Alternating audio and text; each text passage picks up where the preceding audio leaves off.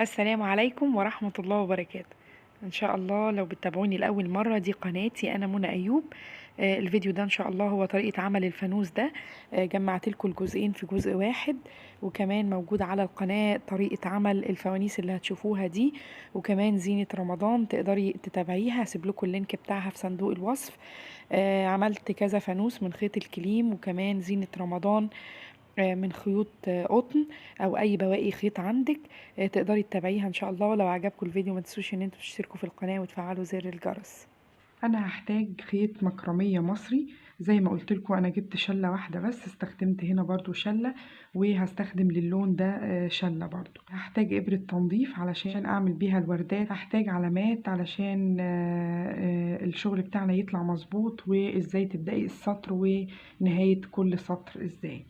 الإبرة اللي أنا هستخدمها إبرة مقاس 5. تقدري تستخدمي إبرة مقاس 5 أو 6. هي مناسبة جدا لسمك الخيط اللي احنا هنشتغل بيه النهاردة. هنبدأ الشغل بتاعنا ونعمل دايرة سحرية. أنا بمسك الخيط كده والفه أهو، واخلي الجزء التاني ورا، وبعدين أدخل من الأمام واسحب الخيط بتاعي كده، وبعدين أمسك الدايرة كده خلاص، وأقفلها بغرزة حشو. خلاص، مجرد بس ان انا اتمرن عليها هتعرفي تعمليها على طول بعد كده لوحدك. هدخل جوه دي الغرزة اللي انا قفلت بيها دي مش بتتحسب خالص من ضمن العدد اللي انا بشتغل بيه.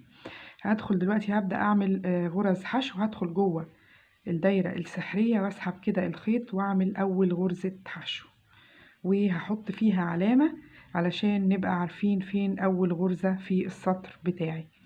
وبعدين تاني غرزة حشو، تالت غرزة حشو، رابع غرزة حشو، خامس غرزة حشو، وسادس غرزة حشو.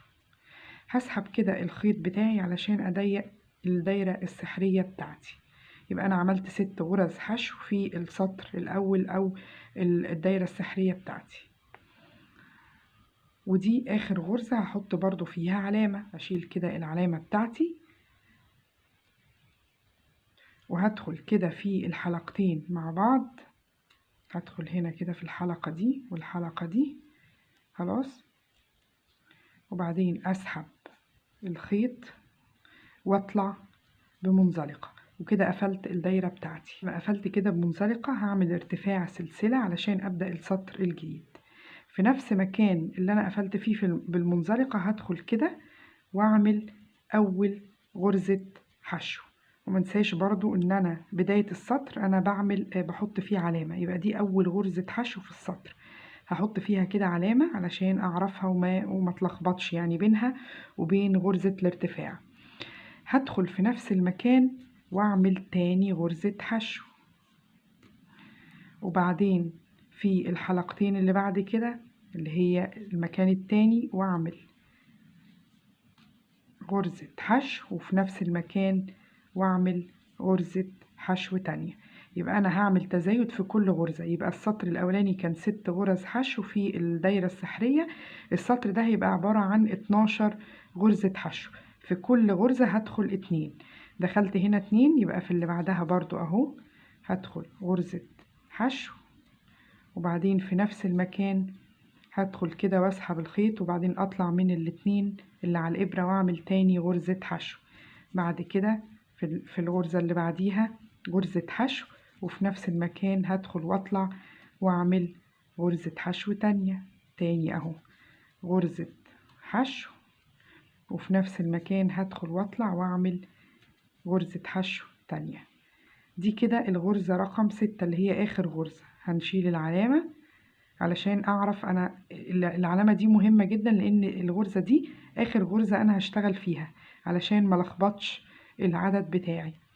هدخل واعمل 2 غرزة حشو، وبكده السطر بتاعي خلاص. هدخل في اول غرزة، هحط بس العلامة علشان دي اخر غرزة في السطر بتاعي. هدخل هنا في اول غرزة، هشيل العلامة، وبعدين هدخل في اول غرزة واعمل منزلقة. هدخل كده، وبعدين اطلع من الخيط اللي على الابرة. وكده عملت تاني سطر معايا مكون من 12 غرزة حشو. خلاص، بعد ما عملت منزلقة هنعمل ارتفاع، وبعدين في نفس مكان المنزلقة هدخل واطلع واعمل غرزة حشو. دي اول غرزة حشو في السطر بتاعي، واحط برضو فيها علامة علشان ما تلخبطش. طيب، بعد ما عملت اول غرزة حشو هدخل في نفس المكان واعمل تزايد، يعني تاني غرزة حشو. الغرزة اللي بعد كده هشتغلها ازاي، او السطر ده هشتغله ازاي؟ انا عملت هنا تزايد 2 غرزة حشو، يبقى اللي بعدها هعمل غرزة حشو واحدة بس، واللي بعدها هعمل 2 غرزة حشو. ادي 1 2، وبعدين اللي بعدها هعمل واحدة بس. يبقى انا السطر ده همشي 2 حشو وبعدين واحدة حشو، 2 حشو في الغرزة اللي بعدها، وبعدين في الغرزة اللي بعدها هدخل واحدة غرزة حشو. اشتغلها، هشيل بس العلامة. انا هنا عملت تزايد ودي اخر غرزة هعمل فيها غرزة حشو واحدة، وبعدين هحط العلامة. هدخل في اول غرزة هنا، هدخل في اول غرزة هنا اللي فيها العلامة دي، هشيل العلامة برضو وهدخل فيها واعمل منزلقة عشان ابدأ السطر الجديد. حاول اشد بس الشغل علشان المكان بتاع المنزلقة اللي هو هنا ده ما يبقاش، بصوا لما بشده كده بيضم على بعضه، علشان ابدأ السطر بتاعي من غير اي تزايد في المكان ده. يبقى ده المكان اللي فيه المنزلقة. خلاص، قفلت كده المنزلقة، هرتفع. يبقى انا عملت السطر ده واحدة تزايد وواحدة حشو، تزايد حشو، وبقى عندي السطر ده عبارة عن 18 غرزة حشو. هنبدأ السطر الجديد، هعمل ارتفاع غرزة سلسلة وادخل في نفس المكان علشان اعمل اول غرزة حشو في السطر بتاعي، واحط العلامة بتاعتي علشان اعرف برضو بداية السطر الجديد.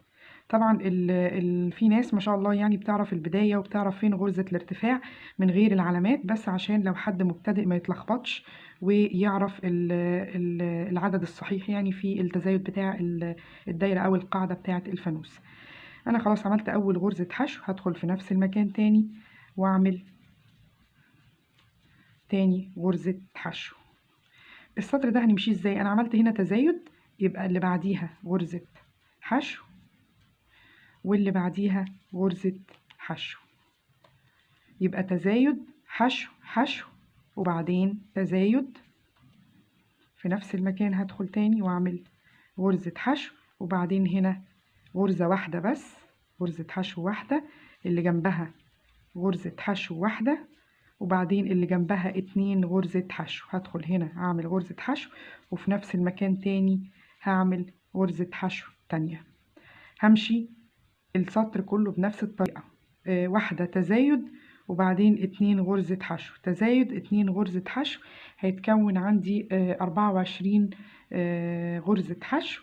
وهقفل السطر بتاعي زي ما عملنا علشان نبدأ السطر الجديد. انا خلاص كده خلصت القاعدة بتاعة الفانوس، انا وصلت للحجم ده. هقفل بقى ازاي؟ هعمل بقى ارتفاع او الجسم بتاع الفانوس، هشتغل على الحلقة الخلفية بس. يعني ازاي؟ انا دلوقتي هشيل العلامة اهو عشان اقفل بمنزلقة. هقول لكم هنعمل ايه. انا كنت بدخل هنا في الحلقتين دول واقفل بمنزلقة، لا انا هدخل في الحلقة الخلفية بس دي، واسحب كده الخيط واقفل بمنزلقة، وبعدين اعمل واحدة ارتفاع وادخل في نفس المكان اهو. انا هنا عملت غرزة حشو، هدخل في كل حلقة خلفية واعمل غرزة حشو من غير اي تزايد. يبقى انا هشتغل السطر كله غرز حشو من غير اي تزايد، وكمان هشتغل في الحلقة الخلفية بس. يبقى هدخل في كل حلقة من الحلقات الخلفية واعمل غرزة حشو، مفيش اي تزايد. يعني السطر ده هيبقى برضو هشتغل على الحلقة الخلفية 24 غرزة حشو. خلاص كده خلصت السطر، دي اخر غرزة في السطر. هشيل كده العلامة وهشتغل فيها غرزة حشو، وبعدين هرجع احط العلامة تاني،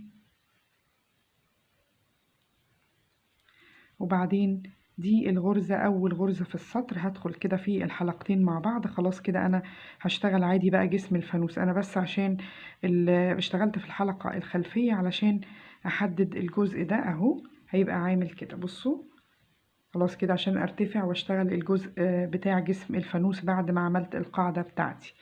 هدخل في اول غرزة اهي، شلت العلامة منها واشد كده الخيط واعمل منزلقة، وبعدين اعمل ارتفاع سلسلة، وفي نفس المكان هدخل واعمل غرزة حشو عشان ابدأ السطر الجديد. هحط برضو العلامة بتاعتي، والسطر ده هنشتغله برضو سطر ثبات مفيش فيه اي تزايد او تناقص. انا هرتفع برضو غرزة حشو واشتغل السطر كله بنفس الطريقة دي. اول غرزة حشو في السطر وخلاص حطيت العلامة بتاعتي. هدخل في اللي بعدها واسحب الخيط واعمل غرزة حشو، وهكذا تاني اهو في اللي بعدها من غير اي تزايد. يبقى السطر ده كله هعمله برضو سطر ثابت من غير اي تزايد او تناقص. يبقى انا اشتغلت السطر ده 24 غرزة، والسطر ده برضو هيبقى 24 غرزة حشو. هفضل شغالة لغاية ما اوصل لنهاية السطر بتاعي. انا خلاص خلصت السطر التاني ده من جسم الفانوس وعملته كل غرزة قابلتني عملت فيها غرزة حشو وطلعوا 24، وخلاص حطيت العلامات بتاعتي وبدأت السطر الجديد وعملت غرزة حشو. طيب السطر ده هنشتغله ازاي؟ هنعمل ايه؟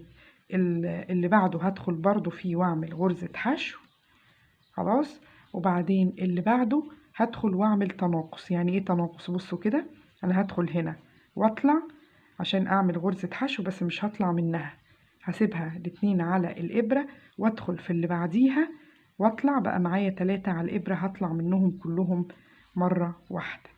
اللي بعدها هشتغل غرزة حشو، وبعدين اللي بعدها غرزة حشو، وبعدين اللي بعدها تناقص. يعني هدخل هنا اهو واخلي الخيط على الابرة وادخل في اللي بعدها، وبعدين اطلع يبقى عندي 3 اطلع منهم كلهم مرة واحدة. تاني اهو هدخل اعمل غرزة حشو، وبعدين غرزة حشو تانية، وبعدين في اللي بعدها هدخل واطلع، واللي بعدها هدخل فيها واعمل تناقص. يبقى معايا 3 على الابرة اطلع منهم كلهم مرة واحدة. عملت حشو حشو، اتفضل عندي غرزتين بس، الغرزة دي والغرزة دي. بصوا كده هشيل الابرة هشيل الماركة بتاعتي وهعمل تناقص. بعد ما عملت 2 حشو هعمل تناقص ازاي؟ هدخل هنا واطلع، وبعدين في اللي جنبها واطلع، يبقى معايا 3 على الابرة هطلع منهم كلهم، ودي اخر غرزة عندي وهحط برضو فيها العلامة بتاعتي. هدخل في اول واحدة اشيل بس العلامة، وبعدين هدخل هنا في اول غرزة من السطر واعمل منزلقة علشان ابدأ السطر الجديد. هعمل ارتفاع وفي نفس المكان هدخل واعمل غرزة حشو، وبعدين همشي السطر ده ازاي؟ انا عملت السطر التاني ده اللي هو ده بعد ما عملت فيه تناقص 2 حشو تناقص 2 حشو تناقص، طلع عندي العدد يعني 18 غرزة حشو. هعمل بعد كده بصوا كده دي اهي ارتفعت وعملت حشو، وبعدين هعمل تناقص يعني هدخل هنا وهدخل في اللي جنبها، وبعدين اطلع من ال3 كلهم مرة واحدة، وبعدين حشو، وبعدين تناقص. يبقى هنا خلاص واللي جنبها برضو، وبعدين اطلع من ال3 كلهم مرة واحدة. تاني هنا حشو واللي جنبها تناقص. يبقى السطر ده همشيه كله كده، واحدة حشو واحدة تناقص. هيبقى عندي السطر ده عبارة عن كام غرزة حشو؟ عن 12 غرزة حشو. هفضل شغالة لغاية ما اوصل للعلامة دي. انا خلصت السطر ده خلاص، هدخل هنا واعمل منزلقة، وبعدين ارتفاع، وبعدين في نفس المكان اللي انا دخلت عملت فيه منزلقة هعمل غرزة الحشو بتاعتي بتاعت بداية اول سطر، اول السطر، واحط فيها العلامة بتاعتي. طيب السطر ده هشتغله ما فيهوش تناقص خالص ولا تزايد، هو سطر ثبات. اخر سطر ده انا عملته كان 12 غرزة، فهعمل ده 12 غرزة. يعني هدخل في كل غرزة حشو واعمل غرزة حشو من غير اي تزايد او تناقص. خلاص كده انا خلصت السطر اهو، قفلت بمنزلقة، هعمل ارتفاع وبعدين هدخل في نفس المكان اللي قفلت فيه المنزلقة واعمل اول غرزة حشو في السطر بتاعي. خلاص، واحط برضو فيها العلامة علشان ما تلخبطش. طيب السطر ده هعمله ازاي؟ انا همشي السطر ده كله غرزة تزايد وحشو، تزايد حشو، وهكذا. يبقى انا دخلت هنا غرزة حشو، هدخل في نفس المكان واسحب كده الخيط بتاعي واعمل تاني غرزة حشو في نفس المكان. بعدين اللي بعده هعمل غرزة حشو واحدة بس، وبعدين اللي بعدها اهي هدخل واطلع واعمل اول غرزة حشو، وبعدين في نفس المكان هعمل تاني غرزة حشو. اللي بعدها هدخل واطلع واعمل غرزة حشو واحدة، وبعدين اللي بعدها هعمل 2 غرزة حشو اهو، 1 2. هفضل ماشية السطر كله بنفس الطريقة، هفضل ماشية السطر كله بنفس الطريقة، وبرضو هاجي هنا علشان ابدأ السطر الجديد. خلصت السطر اهو بتاعي، خلاص كده انا قفلت بمنزلقة. هرتفع عشان ابدأ السطر الجديد زي ما اتعودنا كل مرة، برتفع سلسلة وادخل في نفس المكان اللي فيه المنزلقة واسحب كده واعمل اول غرزة حشو واحط فيها العلامة علشان برضو ما تلخبطش. طيب السطر ده هنمشي فيه ازاي؟ السطر ده انا هعمل تزايد حشو حشو تزايد. يبقى اول حاجة انا عملت اهي اول الارتفاع مش بنحسبه غرزة، انا عملت اهو غرزة حشو، هدخل في نفس المكان واعمل اول تزايد في السطر. خلاص عملت تزايد، اللي بعده المكان اللي بعده هدخل فيه واعمل غرزة حشو، وبعدين غرزة حشو تانية في اللي بعديها، وبعدين تزايد. هدخل هنا واعمل 2 غرزة حشو. السطر ده هيبقى عندي عدد الغرز فيه 24 غرزة، يبقى اللي قبله كان 18. أنا هعمل هنا تزايد حشو حشو تزايد. كده خلصت السطر بتاعي اهو، وحطيت العلامة في آخر غرزة وقفلت بمنزلق. هعمل ايه؟ هعمل ارتفاع علشان نبتدي السطر الجديد. هعمل ارتفاع وادخل في نفس المكان واعمل غرزة حشو اللي هي بداية السطر الجديد واحط العلامة فيها. طيب السطر ده هنشتغله ازاي او العدد فيه هيبقى كام؟ السطر ده هنعمل تزايد حشو حشو حشو تزايد. طيب انا دخلت اهو غرزة حشو، هدخل في نفس المكان تاني علشان اعمل التزايد بتاعي، غرزة حشو تانية، وبعدين هدخل في اللي بعدها واعمل حشو من غير اي تزايد، وبعدين في اللي بعدها حشو من غير اي تزايد، وبعدين في اللي بعدها حشو من غير اي تزايد. يبقى انا دخلت هنا تزايد وبعد كده حشو حشو حشو وبعدين تزايد. هعمل غرزة حشو وفي نفس المكان هدخل تاني واعمل تاني غرزة حشو. يبقى انا هشتغل السطر كله كده تزايد حشو حشو حشو تزايد، يبقى 3 حشو واحدة تزايد.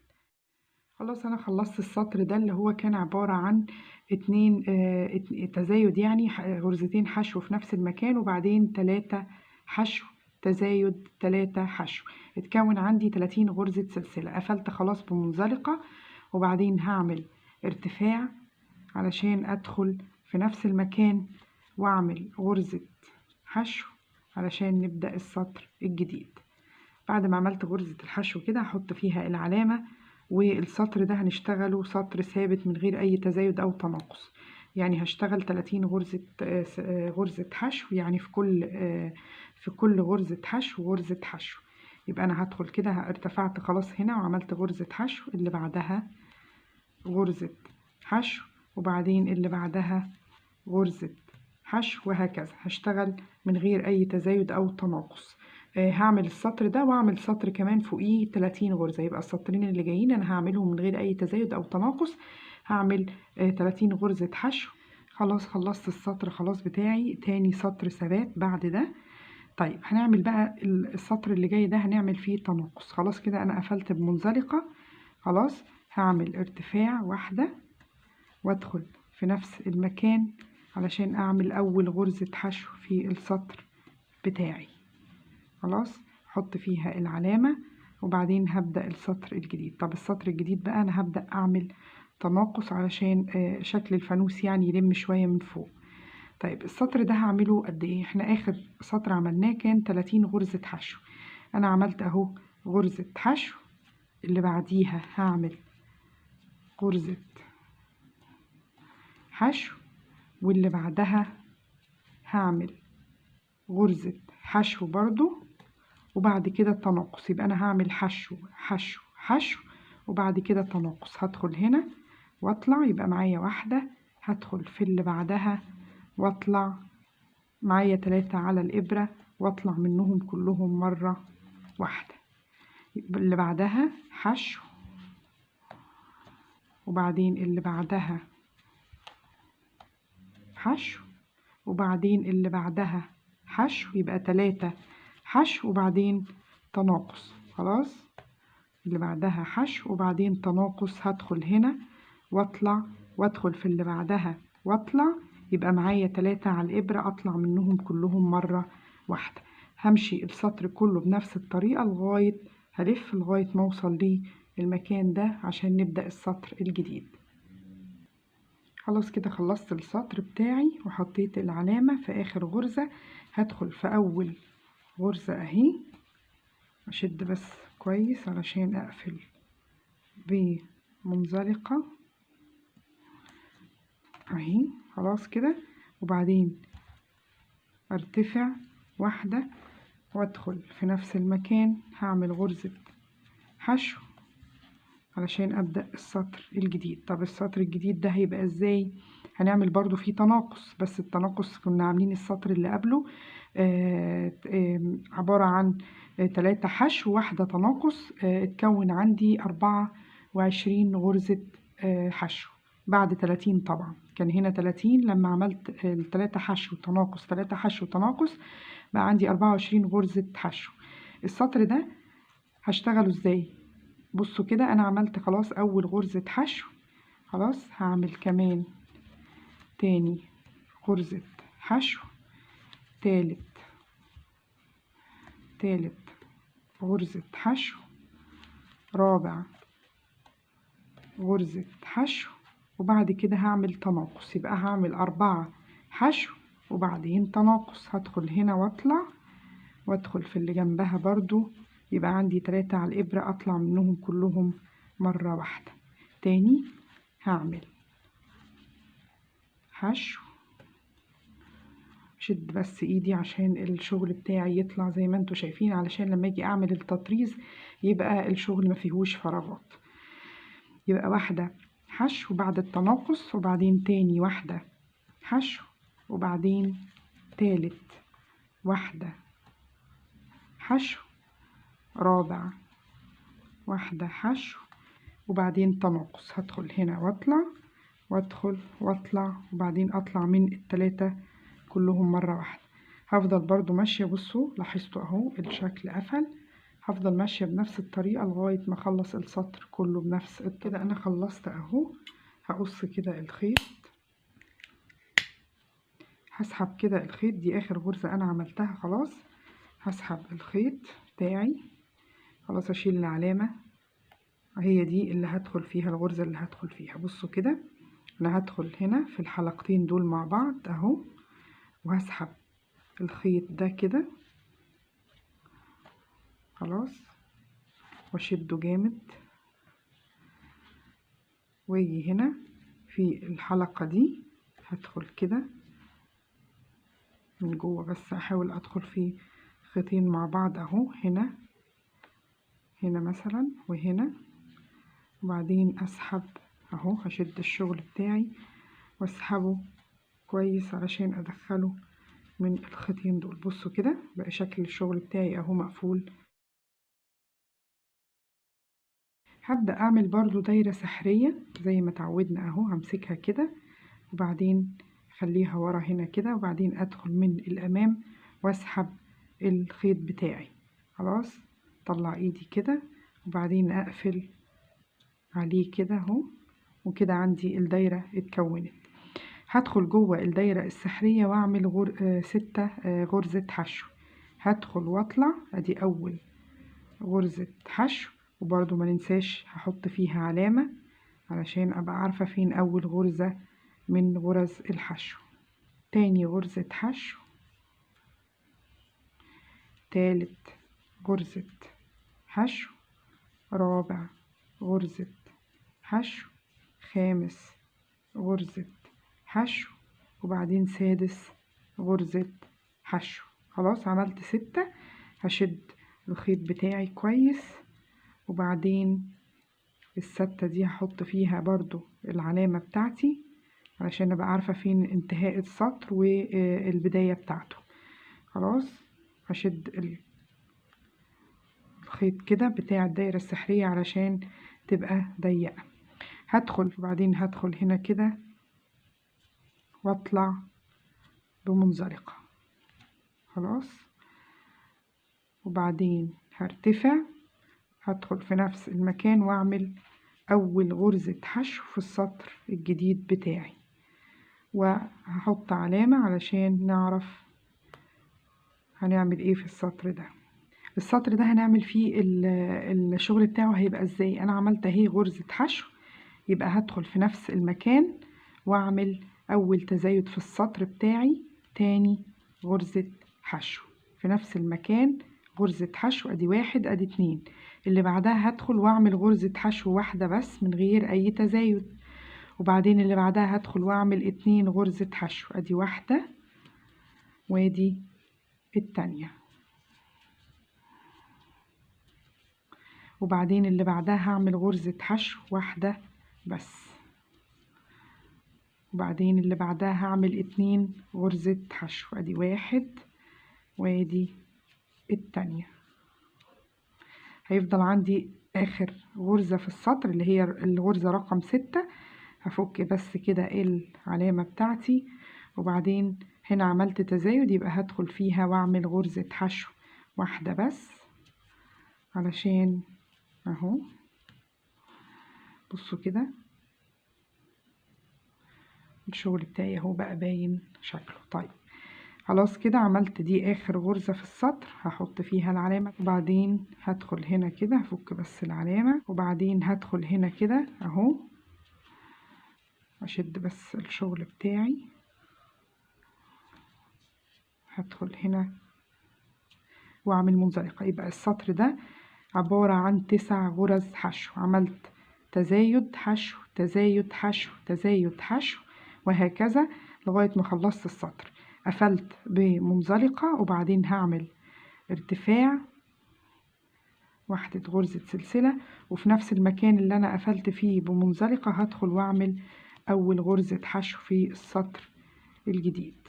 خلاص وبعدين احط العلامة بتاعتي علشان ابدأ السطر واقول لكم السطر ده هنعمل فيه ايه. عملت حشو اهو، يبقى الغرزة اللي بعدها هعمل فيها تناقص. هدخل كده واطلع خليه على الابرة، وبعدين ادخل في اللي بعدها واطلع من التلاتة كلهم مرة واحدة. هرجع السطر ده يبقى فيه 6 غرز حشو بس. خلاص يبقى ده 6 وبعدين 9، وبعدين هعمل حشو تناقص حشو تناقص، هيبقى عندي 6 غرز حشو.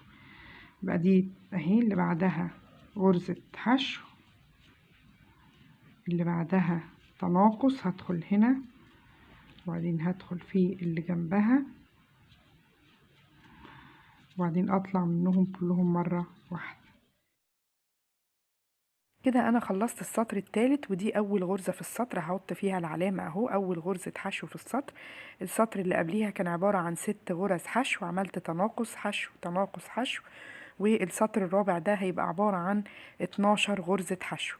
هعمل في كل غرزة من الغرز الستة 2 حشو، هدخل فيها اهو تاني واعمل تاني غرزة حشو، يعني هعمل تزايد في كل غرزة، وبعدين الغرزة اللي بعديها هدخل فيها واعمل اول غرزة حشو، وبعدين تاني غرزة حشو. بعد كده همشي في كل غرزة من الغرز الستة هدخل فيها تزايد، كل مكان هيقابلني او كل غرزة هدخل فيها 2 غرزة حشو، وبكده ابقى خلصت السطر الرابع، وبعد كده هيبقى فاضل سطرين 2 بس. خلاص انا عملت الجزء ده والخيط زي ما انتوا شايفين خلص. انا هكمل بس السطرين اللي فاضلين، هو فاضل بس سطرين هكملهم بلون تاني. الفانوس ده انا عملته بشلة واحدة بس والخيط كفة يعني، لكن ده برضو كانت شلة واحدة بس تقريبا الخيط اقل من ده، فالخيط عندي مش مكفي ان انا اعمل بس السطرين اللي فاضلين، فانا هستخدم خيط عندي تاني نفس اللون اللي هحطه في الوردات هنا. هيطلع شكله كمان جميل ما شاء الله، بس هي الفكرة بس ان لو الخيط كان كفة كنت عملت بيه الجزء ده كله. طيب هعمل ايه؟ انا هقص الخيط اهو عشان ابدأ السطر، بس هقص بس الخيط كده، هدخل كده في اول غرزة اهي، خلاص هسحب الخيط كله اهو، وبعدين هسحبه من هنا،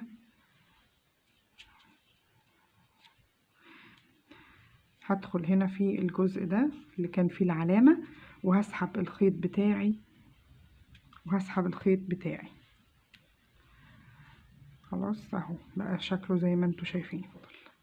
هستخدم كده خيط مكرمية فرنسي على فتلتين، لاني حاسة ان السمك بتاعه يعني بصوا لما السمك اهو على فتلتين بحس ان هو هيبقى نفس السمك بتاع الخيط ده، فانا هستخدمه كده.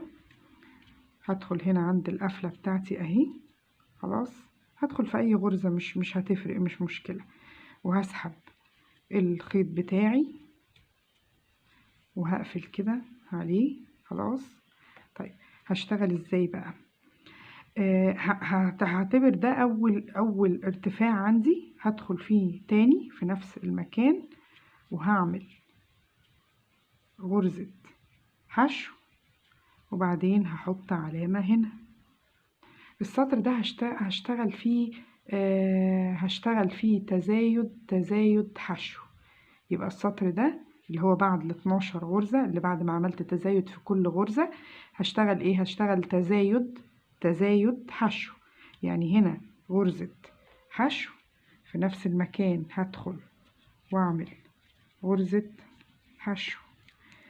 طيب اللي بعدها هدخل اهو واعمل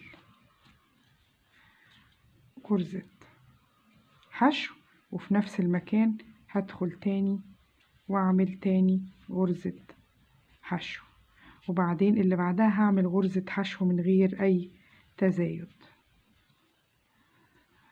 وبعدين اللي بعدها هعمل تزايد يعني 2 غرزة حشو في نفس المكان، هيتكون عندي 20 غرزة حشو اللي هو نفس عدد غرز الحشو اللي هنا عشان لما اجي اقفلهم على بعض. اخر غرزة انا عملتها وهحط برضو فيها اهو العلامة، وبعدين اشيل العلامة دي علشان اقفل السطر بتاعي بمنزلقة اهو. السطر الغرزة اهي اللي انا شلت منها العلامة هدخل فيها كده في الحلقتين مع بعض، وبعدين اطلع واقفل بمنزلقة علشان ابدأ السطر الجديد. هعمل ارتفاع وادخل في نفس المكان اللي انا ارتفعت منه واعمل اول غرزة حشو في السطر بتاعي، خلاص. مش هحط بقى علامة خلاص لان انا خلاص بقيت عارفاها. لو انتي عايزه تحطي علامه بس عشان لما تيجي تقفلي، هو ده اخر سطر خلاص انا مش هشتغل فوقيه، انا بس ممكن احط علامه عشان اقول لكم هنقفل ازاي السطر. هشتغل في كل غرزه حشو من غير اي تزايد، يعني هدخل في كل غرزه كده واعمل غرزه حشو، اللي بعدها غرزه حشو من غير اي تزايد، في كل غرزه حشو لغايه ما اخلص السطر كله بنفس الطريقه. خلاص كده هشيل العلامة علشان دي آخر غرزة في السطر، وهدخل فيها غرزة حشو، وبعد كده هنقص الخيط بتاعنا. هسحب الخيط، وبعدين اهي العلامة دي اللي هي أول غرزة في السطر هدخل كده في الحلقتين مع بعض، وبعدين أسحب الخيط بتاعي واشده كويس، وبعدين هسحبه تاني ادخله من هنا اهو، دخلت في وسط الحرف في ده، وبعدين اسحب الخيط من الحلقات اللي انا داخله فيها كلها. بصوا كده، دي القفله بتاعتي اهي، بقت شكلها عادي كأنها شغل عادي خالص. على خيطين كده هبدأ اعمل سلسله بتاعتي اهو، بدايه سلسله كده شدها كويس، وبعدين اعمل حوالي 1 2 3 4 5 مثلا او 6 على حسب انتي حابة الطول بتاعها يبقى عامل ازاي. تالي يعني 6 كويس خلاص، وهسحب الخيط اللي فاضل. خلاص كده اهي بقى عندي الشكل ده. ادخله بس من هنا، هدخل كده مثلا هنا واسحب الخيط ده خلاص، وبعدين ادخل من هنا برضو من هنا كده واسحب الجزء التاني من الخيط. اعمل كده، ممكن برضو ادخله من النص على حسب انتوا ما انتوا حابين. هربط كده الخيط من هنا. خلاص كده زي ما انتوا شايفين ده الراس بتاعه الفانوس خلصت. خلاص عملنا العليقة اللي بتعلق منها، وكمان عملنا السطرين دول اللي هما الاخرانيين باستخدام كده ابرة التنظيف. انا حطيت فيها اللون ده اللي عايزة اعمل بيه الوردات، وهبدأ ادخل مثلا في الجزء ده كده، واتأكد انا ربطت الفتلة من ورا ومدخلاها في مكان ضيق علشان يبقى المكان نفسه يعني ما تطلعش. هدخل هنا كده، وبعدين مثلا هدخل في جزء تاني كده من هنا اهو عشان اطلع الفتلة كده، وبعدين ادخل تاني في المنتصف كده واطلع مثلا هنا، وبعدين ادخل تاني في المنتصف واطلع هنا مثلا، وبعدين ادخل تاني هنا في المنتصف. عايزة تعملي بخيط كليم، انا عملت الجزء ده بخيط كليم، وانا عملت الفانوس ده الوردات والقاعدة بتاعته ببواقي خيط كليم عندي. الخيط ده هو نفس الخيط ده، بس انا قصيته على 2 علشان السمك بتاعه. انا هدخل واطلع واعمل مجموعة من الوردات كبير وصغير. انا عملت خلاص الوردات زي ما انتوا شايفين، عملت كذا واحدة، في صغير وفي كبير. بعد كده هنبدأ نثبت الشغل، نثبت الراس بتاعة الفانوس في الفانوس نفسه باستخدام الخيط ده كده. هبدأ اثبت بس الخيط الاول في جسم الفانوس، هدخله هنا كده في اي خيط من الداخل كده. دي بقى ايه، هبدأ ادخل كده في الحلقة هنا، دول حلقتين اهم خلاص، ودول برضو حلقتين اهم في الفانوس بتاعي. حرف الفي ده ادي حلقة ودي حلقة. فانا هشتغل بقى ايه، هبدأ ادخل كده هنا في الحلقة الداخلية او الخلفية اللي ورا خلاص. هبدأ هدخل كده هنا في الحلقة الخلفية، وهنا برضو في الحلقة الأمامية اللي هي قدام خلاص. هدخل واحدة من هنا وواحدة من هنا، مجرد بس ان انا بدخل في حلقة من الحلقات دي هنا الأمامية مع ده. برضو عملت الفانوس ده بنفس الطريقة، بس كان اللون مختلف علشان حبيت يعني ادخل ان اللون حبيت اعمل اللون مختلف علشان هنا الفانوس كان كله لون واحد، فعشان كده بانت عندي الشغل بتاعي او الطريقة اللي انا خيطت بيها الفانوس. خلاص كده انا خلصت. هبدأ ادخل بس هنا كده، احاول ادكك الخيط ده علشان بصوا كده ادخله كده، وبعدين ادخل هنا برضو، مجرد بس ان انا عايزة ادخل واطلع علشان الشغل بتاعي الخيط يعني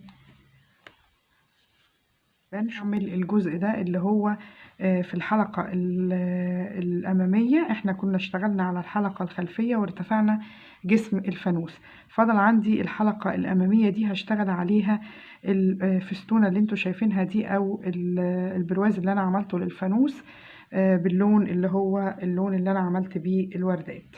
هاخد الخيط بتاعي وادخل هنا في الحلقة دي واسحب الخيط، وبعدين